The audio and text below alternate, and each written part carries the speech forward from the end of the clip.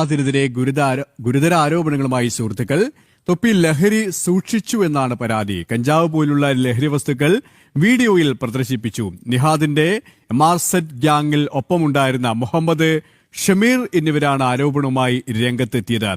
ഇവരുമായി ജിജീഷ് കരുണാകരൻ ചേരുകയാണ്. ജിജീഷ്, ഈ സുഹൃത്തുക്കൾ തൊപ്പിക്കെതിരെ ഗുരുതരമായ ആരോപണങ്ങൾ തന്നെയാണ് ഉന്നയിച്ചിരിക്കുന്നത്. ഇതിൽ ഈ ആരോപണത്തിന് പിന്നാലെ പോലീസിന്റെ ഏതെങ്കിലും തരത്തിലുള്ള ഇടപെടലുണ്ടായിട്ടുണ്ടോ?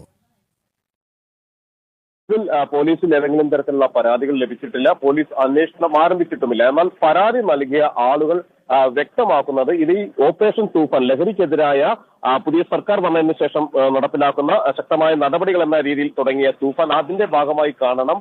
ഒപ്പം തന്നെ ഈ കാര്യത്തിൽ ആഭ്യന്തരമന്ത്രി അടക്കം ശ്രദ്ധ ക്ഷണിച്ചുകൊണ്ടാണ് ഈ ആരോപണങ്ങൾ ഉയർത്തുകയും ചെയ്തിരിക്കുന്നത്. എന്നാൽ പ്രധാനമായും ഉയർത്തിയിരിക്കുന്ന ആരോപണം എന്ന് പറയുന്നത് തൊപ്പിക്ക് ലഹരി ഇടപാടുകൾ ഉണ്ടായിരുന്നു. ലഹരി ഇടപാടുകൾ മാത്രമല്ല, അത്തരം കാര്യങ്ങൾക്ക് തങ്ങൾക്ക് തെളിവുകൾ ലഭിച്ചിരുന്നു എന്ന് പറഞ്ഞുകൊണ്ടാണ് ചില ദൃശ്യങ്ങൾ ഈ സുഹൃത്തുക്കൾ തൊപ്പിയുടെ ഓഫീസിൽ നിന്നും കാണിക്കുകയും ചെയ്യുന്നത്. ആ ദൃശ്യങ്ങൾ സംബന്ധിച്ച് കൂടുതൽ വ്യക്തതകൾ പുറത്തു വന്നിട്ടില്ല എങ്കിൽ കൂടി അത്തരം ദൃശ്യങ്ങൾ കാണിക്കുന്നുണ്ട്. ചില വസ്തുക്കൾ പുറത്തേക്ക് എടുത്ത് അത് കഞ്ചാവ് പോലുള്ള ലഹരി വസ്തുക്കളാണ് എന്ന് ഈ സുഹൃത്തുക്കൾ പറയുകയും ചെയ്യുന്നുണ്ട്. തൊപ്പി സ്ഥലത്തില്ലാത്ത സമയത്താണ് ഈ ദൃശ്യങ്ങൾ പകർത്തുകയും ചെയ്തിരിക്കുന്നത്. എന്നാൽ തൊപ്പിയോടടുത്ത വൃത്തങ്ങൾ വ്യക്തമാക്കുന്നത് ഇതിൽ കൃത്രിമത്വമുണ്ട്, ഈ ദൃശ്യങ്ങളിൽ കൃത്രിമത്വമുണ്ട് എന്നതടക്കമുള്ള ആരോപണങ്ങളാണ് തൊപ്പിയുമായി ബന്ധപ്പെട്ട വൃത്തങ്ങൾ ഇതിന് ഒരു മറുപടിയായി പറയുന്നത്. എന്നാൽ നേരത്തെ തന്നെ ഇരു ഭാഗവും തമ്മിൽ, അതായത് ഒരു സമയത്ത് തൊപ്പിക്കൊപ്പമുണ്ടായിരുന്ന ആളുകൾ പിന്നീട് തൊപ്പിക്ക് എതിരാവുകയും തൊപ്പിയും ഇവരും തമ്മിൽ നിരന്തരമായി സമൂഹ മാധ്യമങ്ങൾ വഴിയുള്ള പോരാട്ടം തുടരുകയും എല്ലാം തന്നെ ചെയ്തിരുന്നു. അതിന്റെ തുടർച്ചയായിട്ടാണ് ഈ ഗുരുതരമായ ആരോപണങ്ങൾ കൂടി ഉയർത്തിയിരിക്കുന്നത്.